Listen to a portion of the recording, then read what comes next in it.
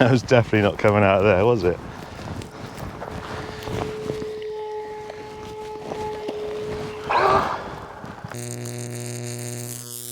What's up guys, welcome to the channel. In today's video we are looking at my WLtoys 124019 100 mile an hour project. Gonna give you a quick overview of what I've built here.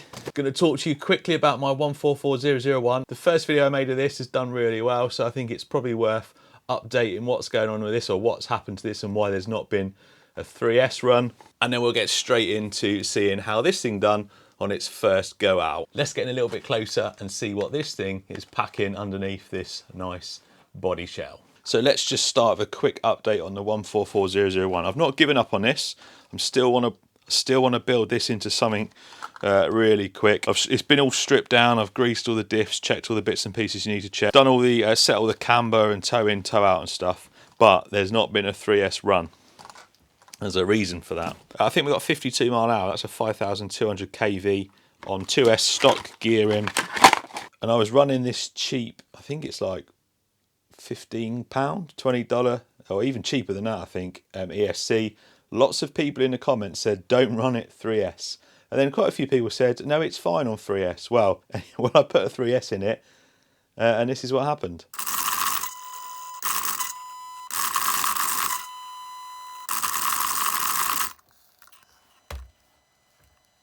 So that is now scrap, which means this has been shelved again.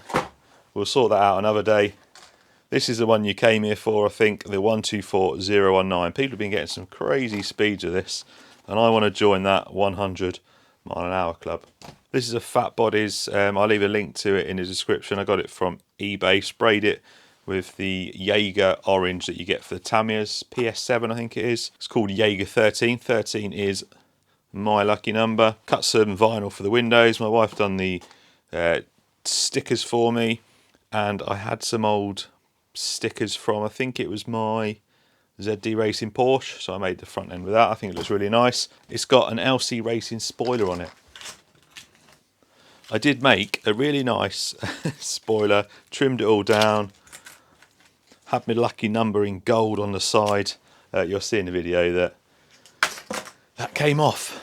The first setup I tried was this motor, the 5.5T 6000 kV Hobbywing easy run sensorless motor, and I tried it with this 120 amp Surplus Hobby ESC. Now that fits fine in there because it sits on the centre. You got the high bit there, so it sits fine in there. Massive cogging issues with it, and I didn't record any of it. I was just went out and done a little bit of testing on my own to try it out. Massive cogging issues. I did manage to get 55 mile an hour on 2S. I had to give it a push start to get it going, but 55 mile an hour on 2S. Anyway, I pulled all that out. I think the issue is this is rated to 6S, and I'm sure someone said to me that they don't like high kV motors, and that's probably why it was cogging. So we're not going to use that, which then brings me on to what's in here. The good thing about these 019s, if you take a bit of the battery tray out, I've also shaved down the outer trim, you can get a full-size LiPo in. They'll fit in there. So I was running, it's got a bit of Velcro over it. This is 3300, and I think it's 35C. Not the biggest and most powerful battery in the world, but people are running these things on a lot less than that, so I thought this will be up to the job, and I think it was. I had some doubts, it was very cold. But so what are we running in this? 5.5T Hobbywing censored motor. Although this is 5.5T and this is 5.5T, this is 6000 kV. I think this is about 5800, so slightly less. It's censored, and I thought a censored motor might work a little bit better with the old cogging because they're just a little bit smoother than a sensorless. So we've got that motor, and we've got the 10BL120 censored Hobbywing ESC. So I've gone for Hobbywing to try and get that matched pair there to see how it runs. And it does run loads smoother, very nice and smooth. I'm not going to spoil the fun. Let's just go straight into the video. Let's show you the run, see how fast we got on 2S, see how fast we got on 3S, and then we'll come back and we'll discuss what the future holds for this build. It is about 0 degrees. There's lots of patchy ice and stuff, but we're going to give it a go. A quick 2S pass first. Second setup, like I've mentioned, let's see what we can get.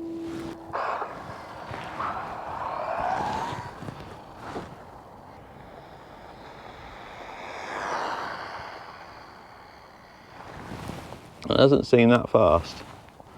55 out the last setup. Let's try another pass. It might just not look fast because of the space we're in. It is very cold though, 0 degrees, so that will definitely be a factor. At least I know it goes straight. Right, let's bring it back, see what that was on 2S.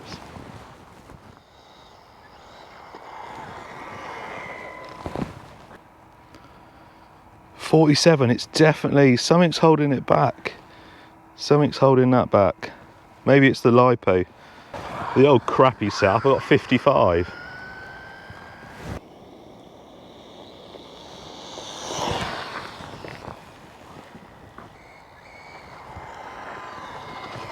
Yeah, I don't know about ESC as well, it just sounds like it's not doing too well. Right, 48, let's go 3S. Right, 3S has definitely woken it up, but I just want to do a couple of slow passes just to get that LiPo warm. Yeah, that's better. I wonder if that battery was a bit dodgy on the 2S.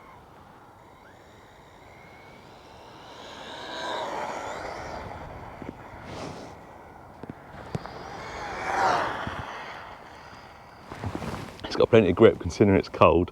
Then Contact RC foam's doing a good job.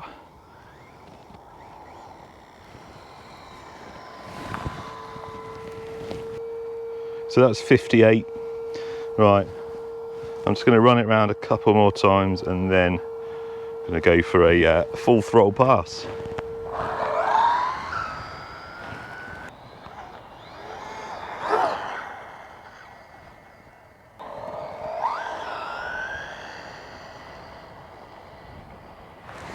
Get as far away as I can this time.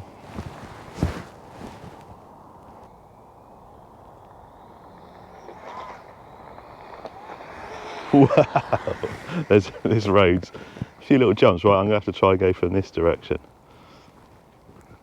Oh dear, this may not be as easy as I thought. Even though it's a nice smooth surface, there's a few bumps. Wow, that is squirrely when it gets past half throttle, very squirrely.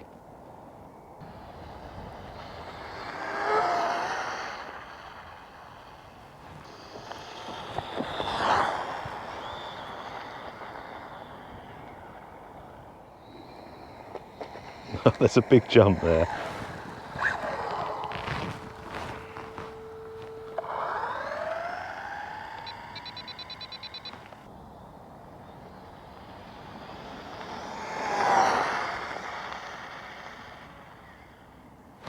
I think we got it flat. I think we got it flat out.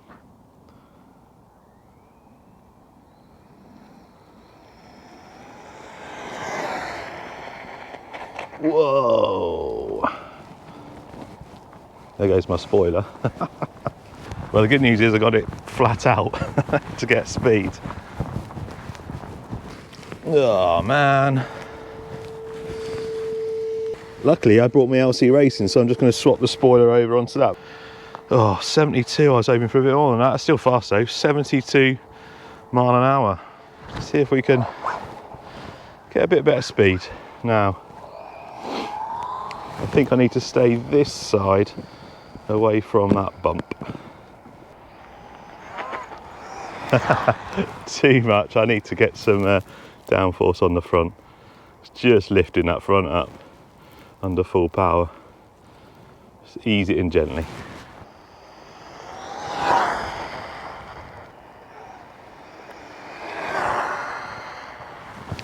I think that is the smoothest bit, so I'm going to stand here. Going to go up there. Lost the signal again. What's going on? That was definitely not coming out of there, was it?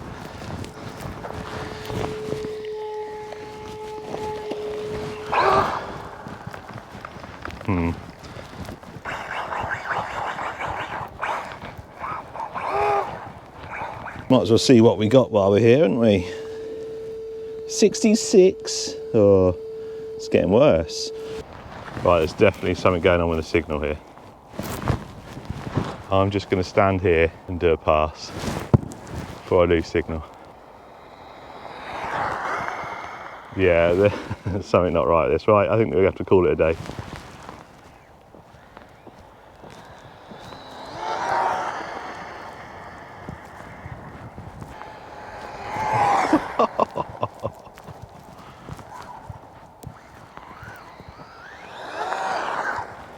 One more, I'll treat you to one more pass.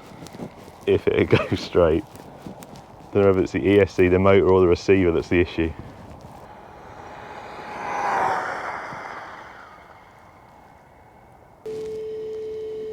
Yeah, 66, so definitely a bit more work to do on this.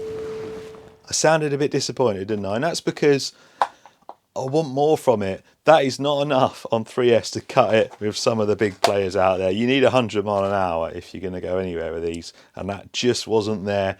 So that is not there by a long shot. Now the issue with the receiver, I was using, I don't know where it is actually. So I found out the issue with the receiver. I was getting some really dodgy throttle control near the end. When it went on that grass, it's obviously got a bit wet. I've taken the little protective sleeve off it, but it had hardly any protection. And since this video, I've been out with my little SG, my little SG truck, and I had the same issue when I went for a puddle, dried it out, works fine. So that was the issue. So we're going to scrap that for the next one, get a decent receiver in there. I'll probably get the slightly bigger Radio Link one, because them Radio Link transmitters are really good. So you get a decent receiver in there that isn't going to suffer with the weather or getting wet. So I've been given permission to use a much better road at work. That one I was using was a bit rubbish, although it was a nice area. So hopefully when the weather dries up a bit, gets a bit warmer, we can take this out and give it a proper run on a decent surface where I can just go flat out without worrying about it taking off. I might need to lower the front a bit. I don't really want to put a splitter or anything on the front. I just think we need to lower the front a bit to keep it planted. I got a couple of new options. I want to try and leave that ESC in there. I've got this little 4.5 turn rocket motor. I've had good success with the bigger rocket motors. This one looks really nice as well. It's always a bonus. So I'm going to try this first, stock gearing, with that Hobbywing ESC. And then if that fails, I've got a Sidewinder 4 from Castle as my backup. And I know Richie from Drifter Maniacs has got some good results with this. I'm tempted to put it in straight away, but I really want to try this motor first with that setup, just to see if we can get any more out of it.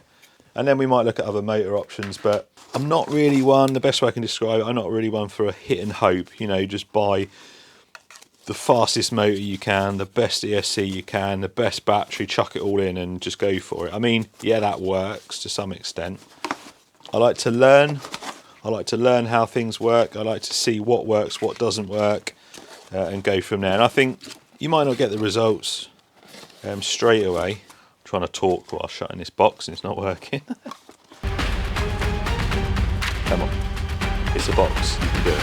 You can shut the box. You might not get the results the first time, but once you do get the results, you've learned what works, what doesn't work. So when you do stuff in the future, it just gives, I think it gives you a better advantage over people that just chuck stuff in a truck and go for it. Anyway, this may have been quite a long video and I do apologise, but I know a lot of people like a bit more detail than just, here's my truck, here's what's in it, let's go out for a run, that's how fast we got, see you next time. I mean, that works for some stuff, but I know you guys that are watching this, you want to know what I've done, you want to know what I've tried, you want to know where stuff is, and hopefully this video has covered it. I've not really done any tech videos on this and taking them apart and this, that and the other. There is a few channels on YouTube you can watch. I will leave a link to him. He's got a really good channel with lots of WLtoys content in, and he will show you loads of in-depth stuff. So in how to remove the play in there, how to set up bits and pieces, how to set your suspension up, all that sort of stuff. Big shout to him. I apologise because I've probably not commented on any of his videos. I do watch them though. I just often watch stuff when I'm working. So he is very good at getting down and technical with these stuff. If you want to learn more, check him out. Cheers for watching. I'll see you next time.